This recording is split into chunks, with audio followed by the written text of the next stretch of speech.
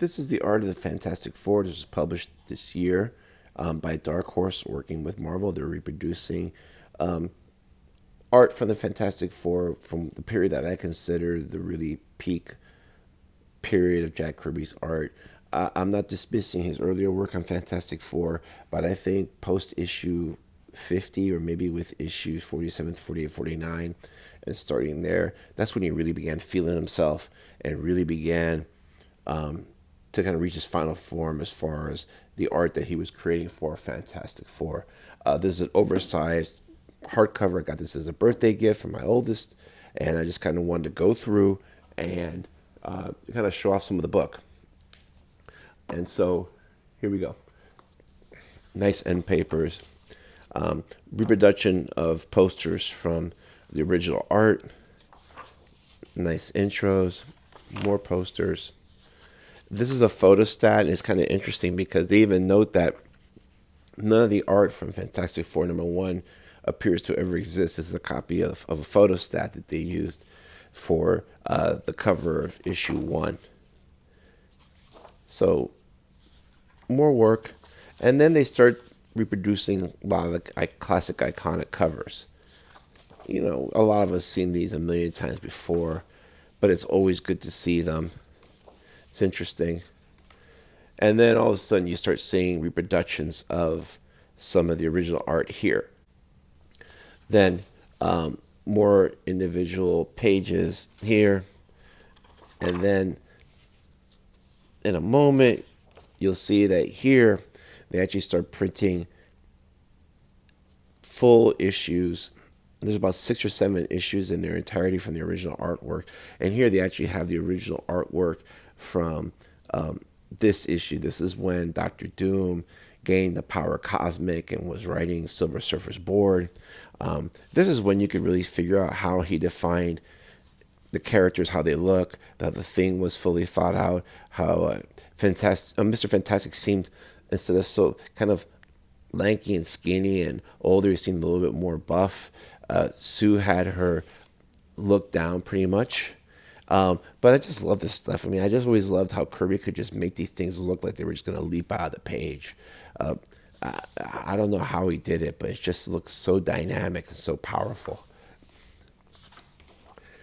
You know, and it's just fun reading these entire issues and seeing the original art. And I think this is the perfect size I mentioned, because when you have the 11 by 14 reproduction, it's cool seeing the panels, panel to panel, seeing all the artwork that's involved.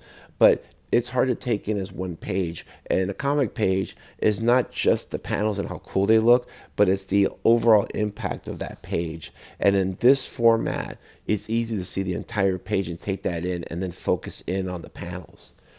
That's just my opinion. I just love, I like how we had the Watcher and that Greek kind of setup with the skirt, and then just all this destruction. Just really cool stuff. These dramatic zooms in the face, and how he can make look menacing just with subtle changes in the mask and the eyes. More random issues. And then here's the original cover, or this is actually an unused cover for the first appearance of him. This is the cover they went with. They didn't have the original art for that, but this is, I remember reading this issue as a kid, and they were dealing with this indestructible robot, and I just love how they just focus. The first thing is a zoom in on terrified Sue's face, and they're all trying to destroy this robot who's impossible to beat and impossible to destroy. I want to focus on this one panel, because when I looked at this panel, I thought to myself, man, this looks like something that Barry Windsor Smith would draw. And then I realized that, well, of course, because Jack Kirby was the reason why Barry Windsor Smith got into comics in the first place. I just thought this is something that, if I saw this in a Barry Windsor Smith comic, I'd be like, yeah, that's Barry. This was Sue's maternity outfit, where she still had the blue leggings, but she had this little skirt.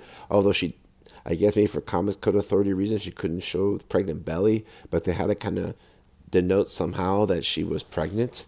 So she was wearing the skirt over the leggings. And I guess that's common now. So, Kirby again was ahead of the curve. It's a really interesting story because they were trying everything they could to defeat this robot until they tricked him and they got him into the negative zone where they were like, basically, okay, you're done. And that was it. Beautiful covers. Just really great stuff. And then another complete issue, Fantastic Four King Size Special number 6. This is when Sue gave birth. Just really phenomenal art. Really enjoyed all this stuff. It's just so cool. And I like some of this because here you can actually see some of the notes that Kirby was writing to Stan to say, hey, this is what's going on. This is the plot. Because Alan Moore said that in an interview in the 80s, said he saw the original art and you could see this. So you knew that Jack was coming with most of the plot himself. And you can actually see it here too. It's really pretty cool. Just really cool work. Just kind of want to go through all this stuff. This is a feast for the eyes for the lovers of Kirby like myself. It's funny, when I was a kid, I never really got into Kirby. When I was a little kid, he was still doing Captain America for Marvel, and I never got into him. I didn't get the blocky characters. I didn't get any of that. And it wasn't until maybe 7, 8 years ago that I realized, oh, okay, I get it now.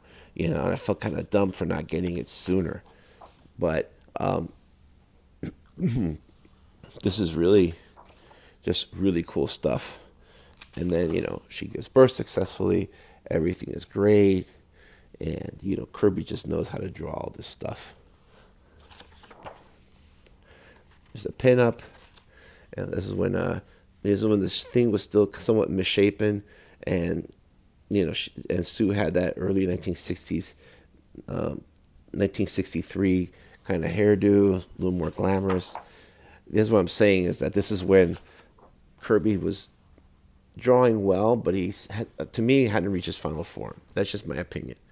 And then here he started having, he started getting a little bit more better, more like what you would expect the characters to look like. This is from 1964.